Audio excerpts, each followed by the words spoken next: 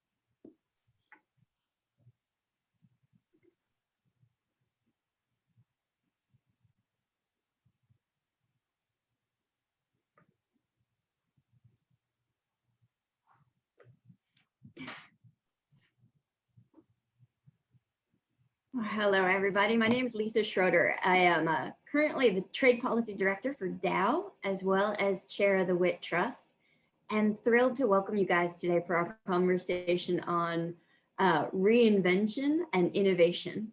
I think this is going to be a really interesting one and definitely a very interactive opportunity to talk amongst ourselves about a conversation I feel like a lot of us are having these days of where you are and what you really want to do next. And we've got some terrific friends and partners here to talk about big changes that they've made along their career path and life path, which I think is going to be really interesting to listen to and hopefully a great starter to a really interactive discussion.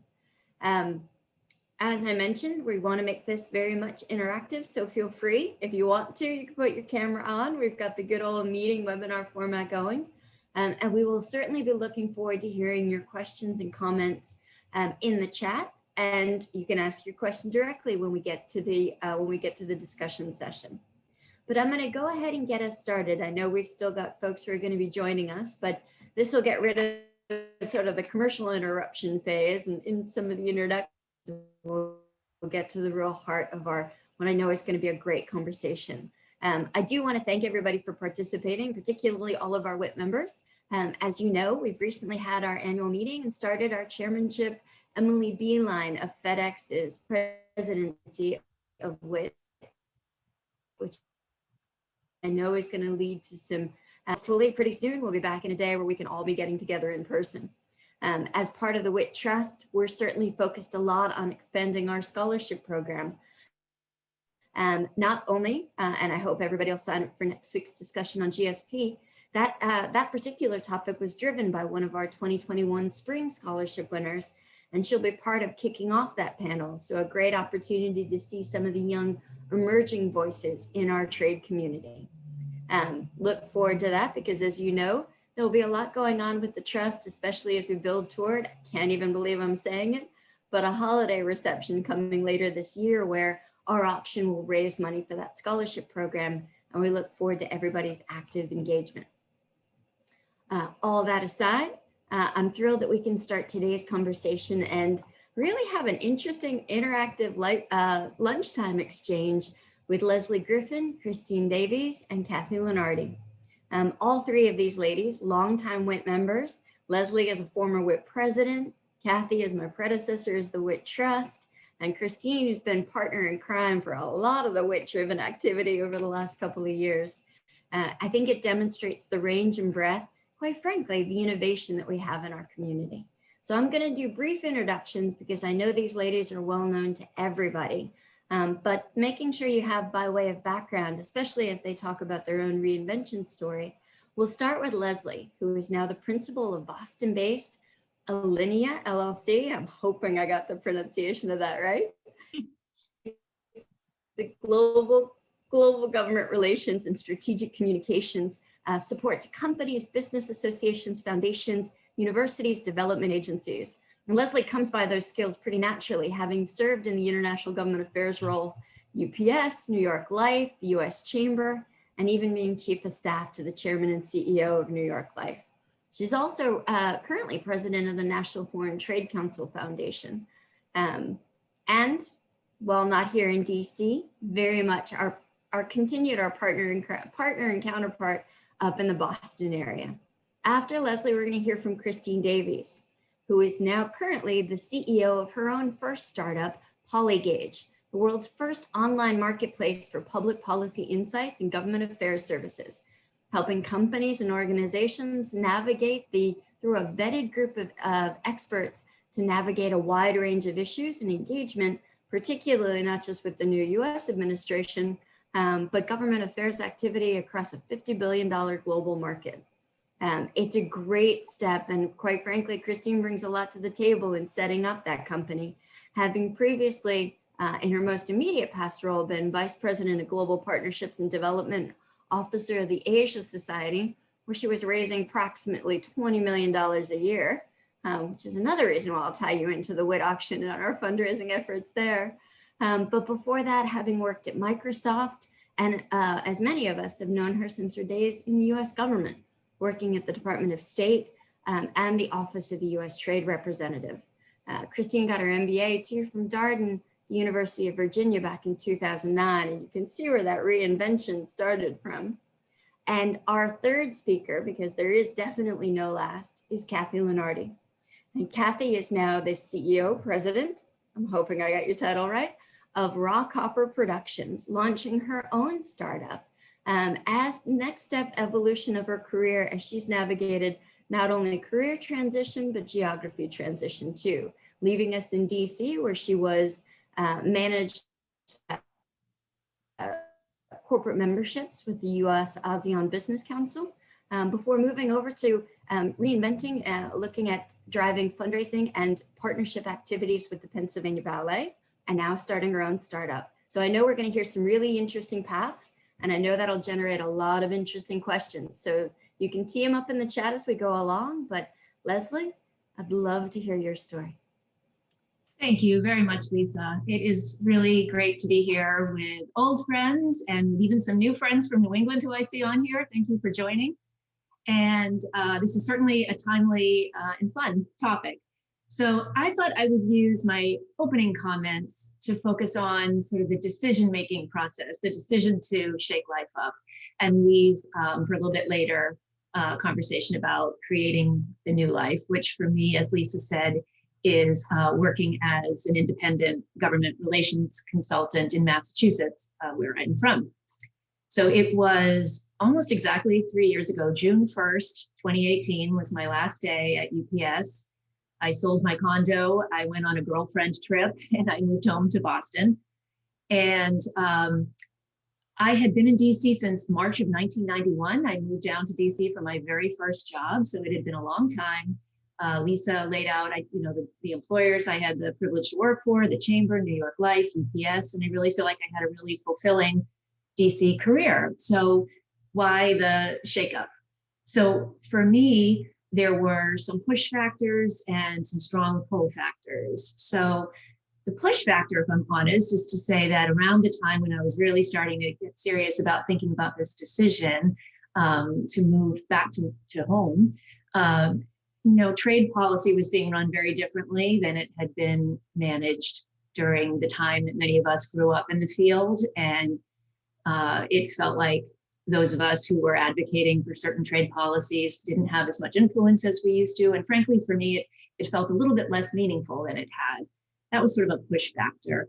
On the pull side, though, and very strong, was the fact that I am a single woman. I had been down in DC almost 25 years on my own with no family around, working a lot of hours, not always controlling my calendar. And my mother was approaching 80 years old. My little niece and nephew were growing like weeds, and I just was not part of that. And, in terms of the timing, I will say that the honor that I had to be the president of WIIT probably had some factor in sort of the timing, in that, I found out in 2016 that I was becoming president-elect, and then 2017-18 was my term. And wow, that really felt like an amazing capstone to. Sorry, Leslie, I think we might have lost a little bit of your audio. Can you hear me now? Looks like Christine is nodding. You can. Some folks are saying they can. Now you can, okay. Sorry about that for those who missed out. So I was just saying, that having the chance to be the WIIT president was, it felt like a nice bookend to a period of time when I was thinking about whether it might be the right time to move back home. And finally, I'm about to get very existential on all of you. Many of you remember Matt Niemeyer and Doug Gowdy, two very good friends of many of us from the trade community. And around again this time when I was starting to think about whether it may be time to move back home, two our good friends went to the doctor as very healthy, active men and got a stage 4 cancer diagnosis. And I remember thinking, both of them probably had, thought they had, 2-3 years to live. Horrible. And I remember thinking, what would I do in that situation? And I think some people would go to the airport and get a ticket and go see the world and that kind of thing. But for many of us who've been lucky enough to have international jobs, we got to do a lot of that. And personally, that wouldn't have been the choice I would make. I thought to myself, well, I would probably want to get out of the corporate grind and working quite so much. And I would want to go home to my family. So that's what I decided to do. I went without a parachute. I decided I'd figure things out when I got home. And I feel very lucky that it has worked out. And I now have a small business that I'm really enjoying doing work that builds on what I did in DC. And I want to end before turning it over to Christine, just to say that I do know how lucky I am that I was able to try to do this. And it may not work for everyone. It helps a lot when you are a single person that doesn't have any kids to put through college. That helps in the sense of not having to take kids out of school districts. That helps in not having such a high income that you need to hit, like, in the first couple of years as you build. Right. I also was a pretty good saver during the years when I had nice corporate jobs. So I had a bit of a safety net. But I do think regardless of the situation you're in, I think conversations like today are great chances just to pause, just to think about what is desirable and what is possible for you to get closer to the kind of life that you want to live. So I'll stop there. Thanks, Leslie. Great things to think about. Christine? Thank you, Lisa. So great to be here with all of you. Leslie, thank you for that great update and kind of overview too on your amazing career. It's wonderful to be Zoom speaking besides such three amazing titans of global trade and discussing a topic that I think has only grown in relevance over this last year, where a lot of us have had the time in between all of these Zoom meetings and other activities to reflect on really what we want to get out of our careers and our lives. So my career has actually encompassed a few intentional reinventions, all of which actually tie back to a sports analogy. And that analogy is that during my early days at USTR and the State Department, I really started thinking about the professional field as being like a playing field. And so to me, the public sector feels like refereeing, being a rule maker, being a linesman. The private sector is full of players who are actually running the ball and making the plays. Trade associations and business councils seem like trainers. And then government affairs executives and consultants are really like the inside special teams coaches for the CEOs of the organizations that they're working with. So my first motivation to make a change, as much as I loved kind of being within the referee domain, was a desire to move more from referee towards player. And a great way to make pivots, as many of us have known and have experienced, is through education. So in my case, as Lisa mentioned, I did go to Darden down at the University of Virginia, spent 2 years in Charlottesville, 2 of the best years of my life. I'm always trying to figure out a way to get back down there, and moved into a sales and marketing role at Microsoft, where I did have a great time on the field selling to public sector clients around the world. So I think it's an interesting point. It wasn't a radical leap. I wasn't selling potato chips per se after my time in government, although certainly in international trade, I knew a few things about the sale and trade of potato chips, but it wasn't a radical leap. So made some changes in terms of activity and responsibility, but again, really kind of built on, that first role, a couple of roles that I'd had. And my pivot to entrepreneurship, where I sometimes feel like I'm passing and catching many balls all at once, all the time, was inspired really by what I saw as a need for some reinvention in the public sector marketplace, which was to bring technology and e-commerce to play in a way that would help organizations more easily discover and engage the great coaches and trainers for their government affairs needs, whether they might be looking to extend their government affairs footprint or to begin to establish one. And, Lisa provided some detail, but just to reiterate, Polygage, my company, we are aiming to be the first online marketplace where our clients can connect as needed with a vetted network of 150 policy and government affairs experts to date across a wide array of topics, from geopolitical to US federal to US state and local and public affairs. And we're also trying to reinvent on the business model, where instead of entering into a retainer, the experts in our network are available for 60-minute virtual private consultations and for projects. And by the way, you get your price quotes up front, so there's predictability and transparency in pricing. And clients can use this for anything from consultations, webinars, on-demand policy advisory boards. A lot of folks are using our network for staff augmentation and for short-term projects that are of a recurring basis, as well as longer-term things. And I was with the Manufacturing Association yesterday, who one of the members excitedly said, "This is like Rent the Runway for policy advisors and lobbyists." And I'm cool with that comparison. And I probably need to see if Policy Rent the Runway as a web domain is still available. But at any rate, all of this to say that reinvention often goes with reinvention. I think a lot of times when we reinvent ourselves personally, it's sometimes because we're looking to reinvent a way of doing business or an approach to the business that we do based on what we've learned. And so my entrepreneurial reinvention, apologies if you can hear the vacuum outside my apartment, but it builds on the foundational bricks of my career. I wanted organizations to have really real-time on-demand access to a world-class network of experts right when they needed it. And I also will say this wouldn't be possible if it wasn't for the fact that so many professionals, I think this also hits on Leslie's point about priorities and thinking about where we work and how we work. But if they weren't really interested in engaging in more modular and virtual work, both as an opportunity to earn revenue and to make their livings, but also because of the trade-off of the flexibility that they can get without all of the stability. And I know we'll get into that a little bit about what full-time roles can offer.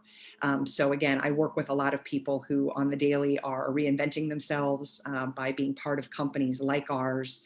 And I know we all know people who through this very dynamic period, and including probably many of you, are rethinking what those priorities are for a potential next chapter of how to balance kind of what you need personally with what's possible professionally.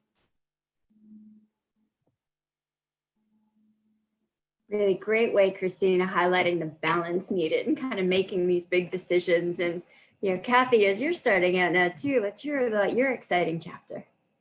Thanks, Christine. I love the analogy of the football field. And I'll continue that a little bit and say that I think that what was different for me was that I, up until now, never really made the decision on my own to change positions on that football field. Something in life, kind of made that decision for me. I started kind of my life after college with going to grad school for sociology. I had planned to work in juvenile delinquency work and be a policy person and really change the face of juvenile delinquency. And then I had my daughters, which they're now 23 and 25. And having them didn't lend itself to finishing my degree. And for many years, I worked whatever job allowed me, because I ended up being a single mom, to be the best mom I could be. My daughters were into theater, so I took the jobs that let me be there after school to paint the sets and to sell the concessions at the shows. And at one point, I did decide to go back to school, education, going back to what Christine said. And I got my master's degree in education and had planned to teach special ed. That's how I ended up in the Virginia, DC area. I was teaching intellectual disabilities, autism support, and thought that I had reinvented myself where I was going to stay. And then I actually got hurt teaching. So I suffered a moderate concussion that basically the doctor said, I don't recommend that you teach anymore. And at the time, a good friend was working in Southeast Asia affairs in DC. And so I accidentally ended up there and reinvented myself again by accident, working in Southeast Asia and membership. And then I think very similar to what Leslie talked about, I had been at the council for about 5 years. I'm originally from Philadelphia. My parents were getting older. Neither of my brothers lived close by. And I thought, now's the time. Now's the time to move back closer to home. And so I got a job, again, doing what I thought would be a great reinvention for myself, which was fundraising and events for Pennsylvania Ballet. And then COVID hit. And as I'm sure everyone knows, that the arts, they didn't do very well through COVID. So, initially they kept us all on board. And then about a year ago, they pretty much laid off the entire administrative staff at the ballet. And that's when I really had to step back and think, okay, so much has happened to cause me to reinvent. Now I have some breathing room. My girls are older. What do I want to do? What makes me feel passionate and happy? And it really was doing events, which probably sounds silly given everything else I had done. But when I looked back on it, every role I've ever had always had this sense of organizing and helping and personalizing relationships. And it made sense to finally make my own decision to reinvent myself in a way that I wanted to. So that's my story. And it's a great story, all three of you. And I think it really demonstrates we've all been through that, and life happens. Whatever the plan was usually never ends up being necessarily the path. But I want to pick up, Kathy, where you just left off too, in terms of that intentional decision. And obviously, Leslie, you kind of alluded to this too. Making a big change and choosing to go your specific path, that comes with risk. And I'm curious how all three of you looked at the risk of taking on this next stage, kind of balancing what were some of those biggest factors of, the kind of things that keep you up at night, but also the ones that made you excited about taking this on. How did you process the risk? You want to start with me again? Okay. So I think it was sort of like I had that advanced preparation in terms of like having some savings. So that helped me with some risk mitigation and willing to give it a try. Being single again, I really felt like I could live a simpler life and totally reprioritize and that I could, I could just live on less and make it work as I figured it out. And I think one thing that's that may be of help to those of you who are thinking about hanging out a shingle. And Christine, I've seen you write about this on LinkedIn recently. I remember saying, I need a year to figure out if I can make this work. And what I've really learned is, no, you don't need a year to figure it out. You need like 2 or 3, right? To see, because, there are some people that I met in my very first networking sessions upon moving home, and I didn't end up turning that into a client opportunity for sometimes 2 years. I have somebody now, a biotech company I'm working with. They were one of the first people I talked to when I moved back home. I have a university that, again, was one of the first people.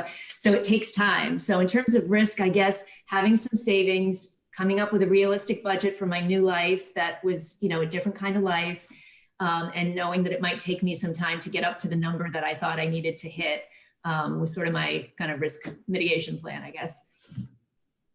Yeah, I think even further to Leslie's point, from my perspective, it's that I didn't make the decision quickly. It was something that I was pretty thoughtful about in terms of really reflecting, taking the time to reflect on what I wanted to get out of my career and really out of my life, because of course they're very intertwined. And Leslie's alluding to a piece where I kind of was shocked in a conversation with a fellow entrepreneur when he reminded me that in the world of startups, 5 years means you're an overnight success, not overnight. So you have to also, I think, mentally prepare yourself yourself. And to Lisa, to your question about risk calculation, this may not be just, a couple of months of transition, or sometimes I know at Microsoft, you were allowed to call yourself new for a year, which really seemed like a long time to me at first. And now I see why. That was actually probably a pretty wise kind of time duration. I also think it really helped from a risk mitigation perspective. I talked to a lot of people and I got feedback. I think it helps to have and to really engage the network that you've built on what it is that you're thinking about doing, and listen to the positive feedback as well as the negative. For me, I think like all of us, this trade-off, the luxury, the privilege of being able to think about, being the captains of kind of our own time and our own professional efforts, that also kind of helps to take the sting out of those contemplations you do have in the middle of the night and in the middle of the day when you're thinking about the risk that's involved with pushing ahead on your own. I mean, I feel I'm like, sorry. oh, go ahead, Brenda. No. Oh, okay. I'm sorry. I didn't mean to interrupt. Please.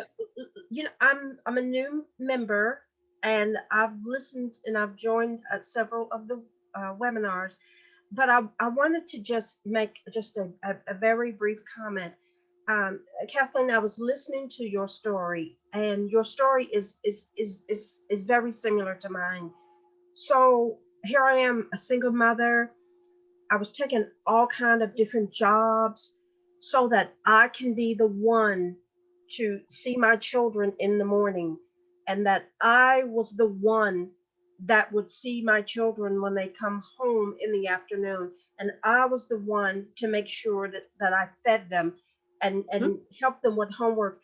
And sometimes you have to take, and please forgive me when I say this, you have to take sometimes lower skilled jobs or jobs that are not as fulfilling, but there was a bigger reward, and that was to see my children every single morning. Well, now my children are out of high school, and I went back to school to finish a graduate degree, and then I went on to pursue my doctorate. I mean, well, no, life, just listen, I could write a book about life happens. So I had to stop the doctorate. I ran out of money. Yeah. It was like, how can I be so smart and be broke and homeless almost? So it's just, oh my God. But I'm back in school. I'm going to finish this doctorate. My children are out of school, and I'm telling you, there is nothing that's going to hold me back now. So when my children call and say, "Hey, Mom," I'm like, "Wait a minute. You had the first 20 years. It's Brenda's time." Yes. No. Yes. So I'll talk to you this weekend, maybe. So, figure it out. But I'm just so excited to hear from every one of you all. I'm this is just so encouraging. I thought it was just me. I was like, oh my God, how is this happening? It is, Brenda, it is life. It's not just you. And like, I'm not ashamed to admit, when I first was laid off from the ballet, I drove Uber Eats. I think, in that sense, I didn't have a cushion to fall back on. We're single moms, right? We don't have a cushion to fall back on. But right. But I was blessed over all of these jobs that I've had to work with interns a lot. And I think because I'm a mom, I always created bonds with these interns. And I figured out I needed to start taking my own advice that I was giving them, which is that the next step is not the only step. You can come back to center and pick another door as many times as you want. I joke all the time, I still don't know what I want to be when I grow up. Maybe I'll be an Olympic ice skater. I don't know. But you have the ability within you if you're willing to do what it takes. Drive Uber Eats.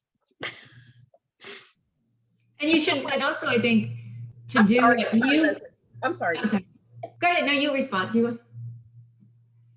I was just going to say, like, You also need to just do what you want to do and not the expectations that others have about what you're supposed to do. Like, I think a lot of small businesses aspire to hire more people and grow. And like, personally, that's not my aspiration, right? I want to have fulfilling work that keeps me busy and productive, where I feel like I'm helping, but I don't aspire to have payroll and grow. That's for me. I think, some people think when you work for yourself, you actually are just hanging out and waiting to jump back in and look for the new. That's not me. I don't want to go back in house. So you have to just kind of listen to yourself and do what, like I said, just to write the life that you want to live, or try your best to get as close as you can. And Brenda, I have a grandbaby now. She's 2 and they live in Florida. So I'll tell you that one of the big motivations for me was I want to go work in Florida and hang out with her if I want to, and not work on a Monday so I can take her to the park. And I couldn't do that with my own girls, but I'm finding a way to do that now. Kathleen, I have to come to Philadelphia and hug you. Well, all of you ladies, I just have a grandbaby. And you know what? She's 2. And I get up extra early to study and to read, so that when she comes home from daycare, I don't have a book in front of my hands. I'm ready to, play. And you know what my daughter told me? Well, Mommy, you weren't playing with me when we were growing up like this. I said, well, because you were hard-headed, so I couldn't play with you then. I'm just kidding. But what I'm saying is, I'm just so inspired by you ladies. I'm telling you, I thought it was just me, and I'm scratching my head wondering what to do. What's the next step? What? Just take the next step. Exactly. I think, Brenda, you have to realize you're really inspiring the crew too. I want to say, Stacy, I think I saw you come off mute. Did you want to jump in? I find I've known Leslie back in DC, so she amazes me with her talent.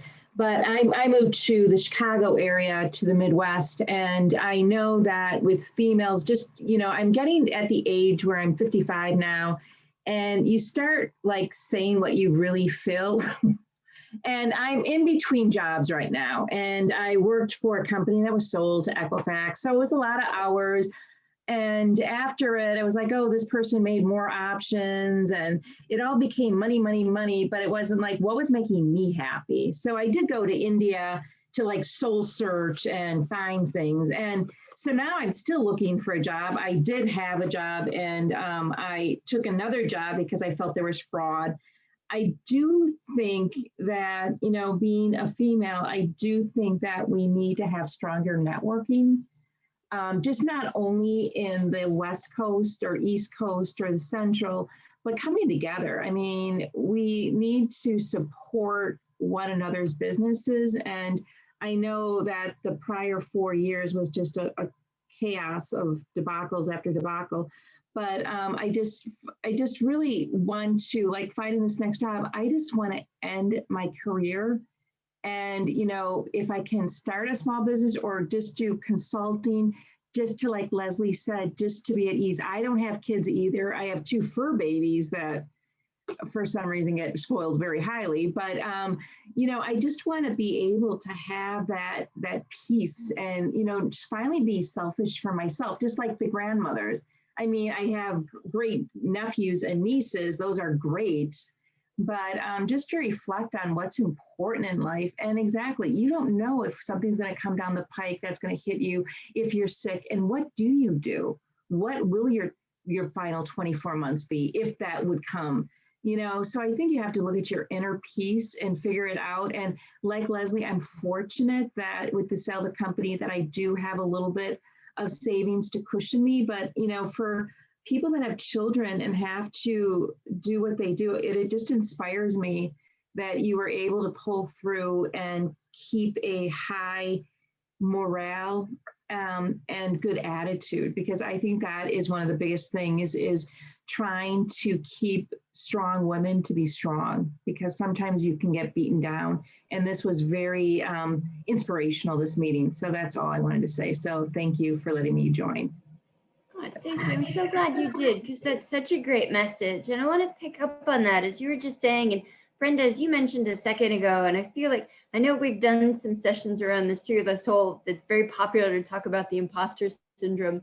But I feel like that's something we all go through. It's just me. I'm the only one this has ever happened to. I'm all by myself.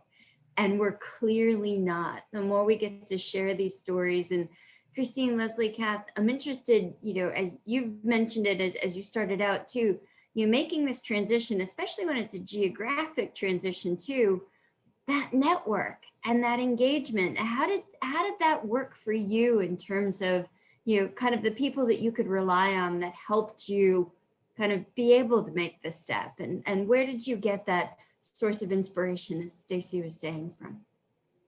Yeah, Christine, I guess maybe I'll start with. since I'm off mute, yeah. Thanks, Lisa.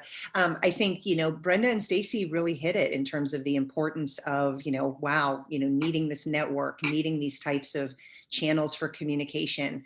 I will tell you, I think I was hugely fortunate, just given the type of work I was doing. And I think all of us who are fortunate enough to touch in the international trade realm. I mean, you've got so many companies, so many geographies, so many sectors, and the opportunity to get to know professionals, not just, across Washington, D.C., but across the country and around the world. I wouldn't have done what I did with Polygage, or quite frankly, possibly some of my other reinventions, if I didn't feel like I'd had that network.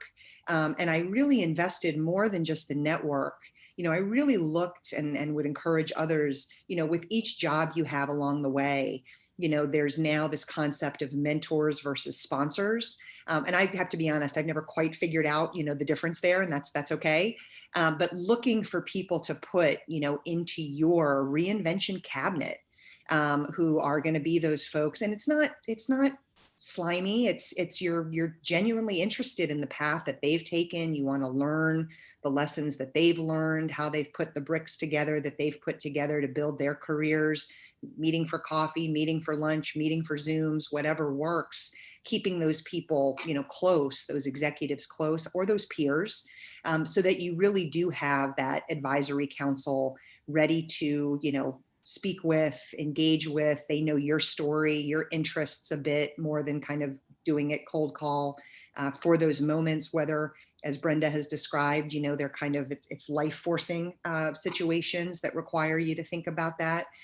Or if it's not necessarily life forcing, it's just more, your personal desires for change and reinvention. So long way of saying, can't stress, in my opinion, the importance of the network enough. And I think it's good to have that intentionality of network building in the moments where you're not seeking reinvention, so that you have it for when you are. Yes, the network has been really everything to me, building the business. And, I tell people like, oh, I'm really enjoying business development more than I thought. And I realize it's not because it's business development or marketing, it's because it's networking. When I first started, my very first client was my old boss, Myron Brilliant, helped get me started by giving me a small account up here in Boston. And then our friend Christy Bliss over at CSI gave me a job, and that was my second one. So slow and steady friends helping out, and then you start to build a little bit. You have things to talk about when people ask what you do. You can say you're doing something. So, starting with your network to get going is one. Two is talking to people that have done it before, going it alone.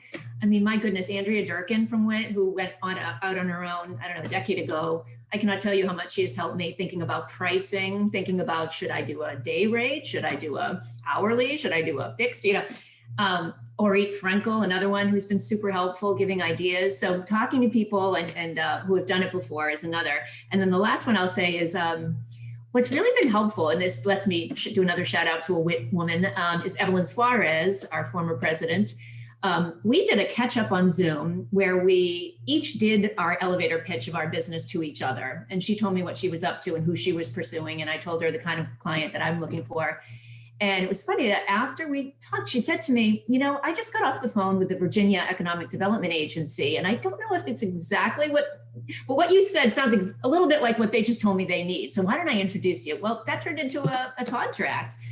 So that's another thing to do is with friends that are out on their own, and just tell each other what you do so you can have other people looking for you. And Christine, I'm now knowing a little bit more about what you do. And Kathy, as we hear a little bit more about what Rockhopper's up to, I'd love to do that for you. We can just all be listening for each other to steer business our way. That's fantastic. And Kathy, I'm interested, you mentioned before about your interns too, and I got to admit, so staying close to, and those young people still ask about how things are going with you. So, you know, the network works both ways. You've been the mentor, and now how has it worked for you in terms of especially setting up in Pennsylvania and then looking to get more into an area you've always had such an expertise for on the event space? I think, for me, it seems like I was being asked to help with events even before I really was thinking that I could do this on my own, just because I'm very detail oriented. I love that. So I kind of had this network. So like the US Asia Institute, which is based in DC, I mean, Mary Sue would call me and say, hey, my event's in a week and it's a mess. Can you come fix it? Sure. So I was doing those things kind of all along. And I mean, the truth is I haven't done any events here in Philadelphia. Everything I've been working on has been in DC, Virginia. So the geography doesn't matter in that sense. I can do this from anywhere. But yeah, and I think, like for Brenda, and you made me cry. So beautiful, your story too. Even if you don't have professional connections doing what you're doing, just word of mouth, talking to your friends and saying, hey, I'm doing this now. I have a boutique event company that wants to specialize in smaller events. I don't want to do big conferences. Like, keep me in mind if anyone says anything. And then I realized, oh, I have a friend who's a photographer who does weddings all the time. He's passing around my website. Like, people will come out of the woodwork that you maybe weren't even thinking would be able to help you. Can I make one a quick statement to everybody? So Leslie, you mentioned about your business. So if anyone in the group is aware of scholarship opportunities for graduate studies in the field of business or supply chain management, if you know of any opportunities, if you can send me an email. I search all the time. So I'm constantly looking, and I've got some really good opportunities out there that's pending. So I would consider myself a problem solver, an administrator. I'm hardworking. I'm very hardworking. I'm the first in my family, going back, gosh, maybe 5 generations, to even have a college degree, a master's degree. And no one in my family could even dream of completing a doctorate. So this I will be able to change the whole course of my family's history. So, and I'm hardworking. I'm not crying, oh, poor me, poor me, poor me, and just be an inspiration that we can do it. But I'm so thankful. I'm telling you, ladies, I'm just so thankful to be a part of this group and to listen to these stories. And I'm just so grateful to even be here and to listen. I can't say it enough. I just can't say it enough, ladies.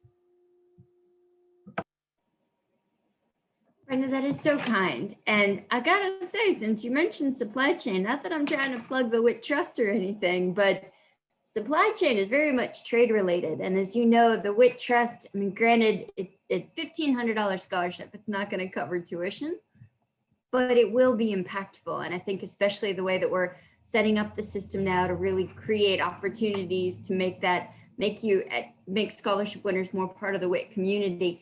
Why don't you if you can put your email in the chat, especially.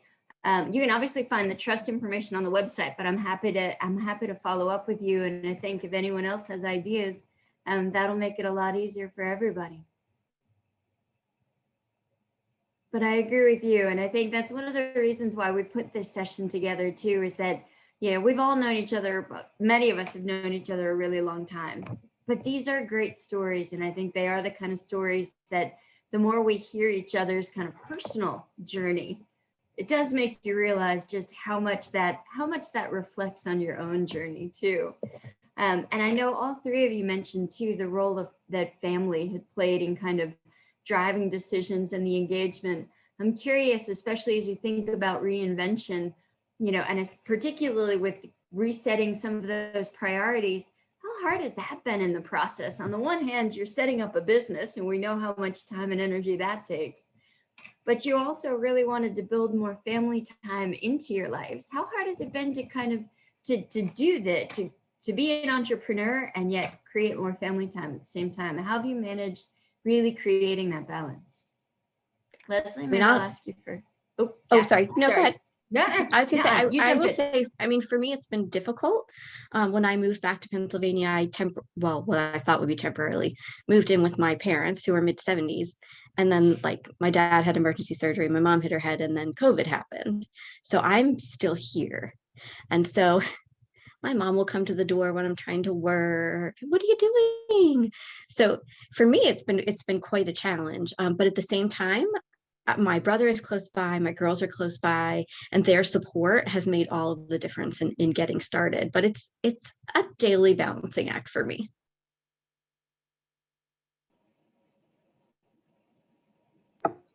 Kathleen. Leslie, on mute. I'm sorry. Sorry about that. Can I just... Yes, somebody's trying to talk. Go ahead, Brenda. No, Leslie. No.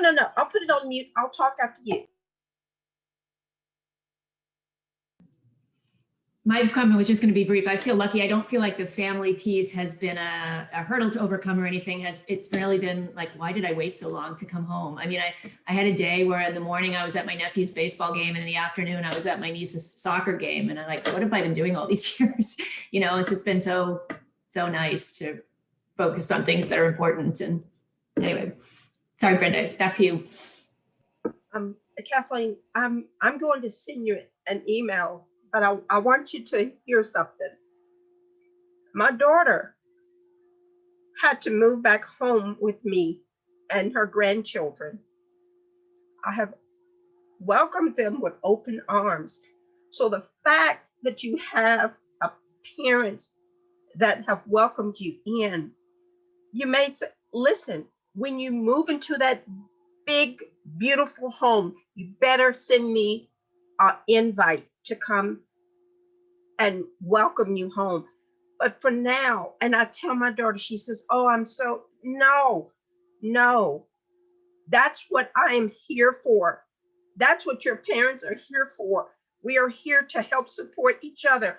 And I'm telling you, so my daughter and the grandchildren, had this not happened, I would not be able to see them as much and as often. So embrace it. And again, as you move into that big, nice house, you call me, I'm coming to welcome you in your new home. But for the time being, save all you can save. So you're not alone. I'm going to send you an email. Oh my God.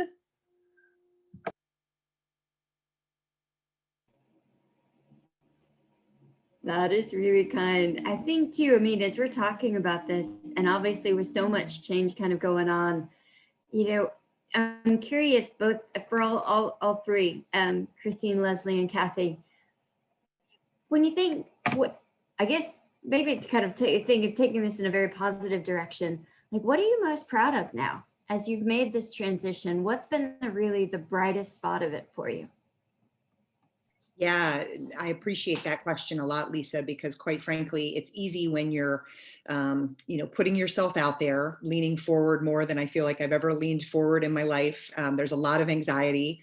And so it is important to focus on the positive elements and the small wins. I think for me, kind of going back even to the last question, it's that I have actually been able to balance, all of the work that's required as an entrepreneur, getting a startup going during a global pandemic, building the network that we've built through Polygage, getting our initial clients and seeing that grow. It's actually very easy, in this situation to be overcome with work, to never turn your computer off or put your phone down. And that's maybe just, a little bit, not as a warning to people that are considering maybe starting their own thing, but just something to think about, which is that you don't always, I feel like you can take that break. Work is kind of always on your mind. And so I'm really glad that I have been able to force myself, probably just through some natural discipline, but also, through just recognizing that burnout is around the corner for all of us, especially during this last year and a half. And so really making sure to take the time to breathe, to reflect, to celebrate, and to focus on, what, again, a privilege and a joy it is to be able to have reinvented and to be pursuing, what I'm pursuing through Polygage and through this startup. That's fantastic. Kathy? I don't know. I think I'm most proud that I haven't fallen flat on my face with all my crazy ideas. That I'm scrappy. I'm proud that I'm scrappy and find a way. Yeah.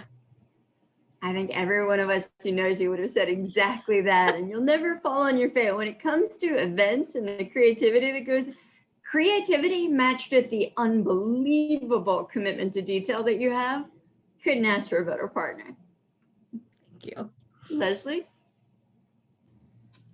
For me, I am most proud that I've been able to sort of start to build that Boston base. I was wondering, I mentioned my first two clients were from DC connections, and maybe that was what it was going to be, and I was going to continue to get work from my DC network. But it took some time, but I now have a couple of Boston companies, a Boston area university as clients, and I just feel like I can feel like I'm building out a local network and moving my life sort of more effectively to sort of where I want to be. Well, especially you can get to those baseball and soccer games too, Yes. Right?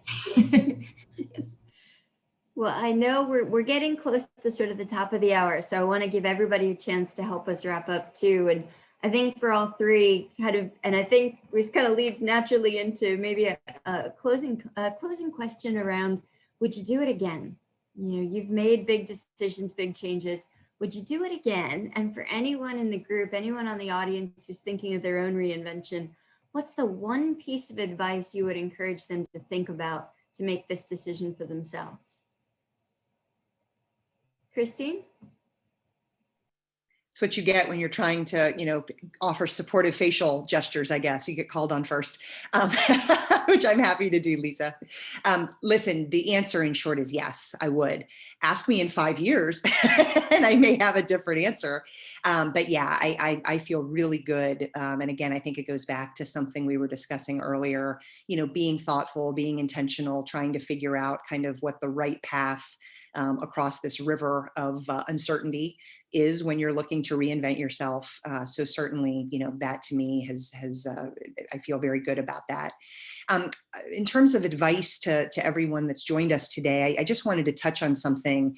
I don't think it's an all or nothing proposition when you're looking to reinvent. I think some of you, for example, whether it's because you're unhappy or you're not feeling fulfilled or you're just questioning what else is out there, there certainly is reinvention that you can look to have even within the organization that you're a part of. And I just wanted to say, I think more and more from what I'm reading and what I'm hearing from friends and professional, colleagues, organizations don't want to lose people. It's a very expensive thing selfishly, but it's also just not, people would like to, I think, keep their teams. And so if you have an interest in something else, within the realm of professional opportunities, looking for ways to maybe take stretch assignments, looking for organizations to volunteer with or to get on the boards of, so that you can maybe try, scratching that itch or flexing those muscles, getting them trained, kind of as a pathway to figuring out if that's a jump you want to take. We could go on for hours. I think part of my journey has been to do that experimentation, which got me to the point of launching Polygage. But I do think that there's things that can be done kind of in a more micro way that could be just as stimulating for people that are thinking they need a refresh or some reinvention. Love it. Such a great point. I mean, reinvention can really help happen in any stage and, you know, within as well as without. I'm not specifically picking on anyone. I'm just going across the boxes as I've seen them. So Leslie, I've got you next. Okay, so I think you can probably tell from my comments that yes, I would do it again. Very glad I did. And in terms of advice, I think for the younger people on the call, and I think Brenda, you said this, save, save, save. I mean, saving means, you know, more time for compounding, and savings means freedom later in life and options later in life. So that would be for the younger folks. For the folks closer to sort of my stage of life, I thought I would share a quote that gives you sort of some homework to think about. So when I moved home, I went to the Massachusetts Conference on Women in my first year back, and Elizabeth Gilbert of Eat, Pray, Love fame was the speaker. And her mantra throughout this speech was, what would you be willing to give up to have the life you keep pretending you want? And she said it again multiple times throughout the speech. What are you willing to give up to have the life you keep pretending you want? And so when I thought about that, for me, it really was, I would have to give up sort of the security of big company job, you know, big organizations that I've worked for. That means healthcare. That means, you know, 401k match. That means a lot of things, you know, tangible things, but it also means identity, right? How many meetings in DC we go around the table and I'm Lisa from Dow and I'm, you know, Christine from USTR or what have you. And, you know, you lose that too when you're Alinea LLC, when you go around the table and nobody knows what that is. So that's sort of what I gave up to have the life that I wanted. And yes, it means a little less security. Yes, it means I got to hustle a little more to make what I need to make. But it's definitely been the right trade-off for me. So positive. And God knows, I know that message about financial management and getting smart about how you're saving too. I think that's something we all learn from. Kathy? So I don't regret a thing. I would do it all of it over again, even the things that were difficult, because I think I've learned from everything that's happened to me. I definitely would try this again with my company. In terms of advice, I think it's about believing in yourself and not letting fear get in the way. I had a ring made for myself when I decided I was going to try to do this, and it's a Latin phrase. Invenium viam is the short form, and it's I'll either find a way or I'll make one. And that's what I try to remind myself every day, is that I can do this. I'm going to find the way to do it, or I'm going to make a way to do it. And if you stick to that and you believe in yourself, you can do it. That is such an inspiring message. That's a great way to close this conversation out, because the only thing I would change would be, we can do it and we can find a way, because every single one of us has talked about, we've all recognized ourselves across this entire conversation. And I think that's one of the beauties. It's one of the reasons why we've all been longstanding WIIT members too, is that this is a community that can really reinforce and help you get to where you really want to be. So I just want to thank, I know everybody joins me in thanking you, Christine, Leslie, and Kathy, for an amazing, amazing conversation. And I'm so glad that all of you joined us too, because having the conversation amongst us really made this impactful. I know there'll be plenty of ways and opportunities to follow up, and I look forward to that. But I just want to thank everybody for joining us today, and we will make a way forward. Thank you all. Have a great afternoon. I'll be in touch. Thank you all.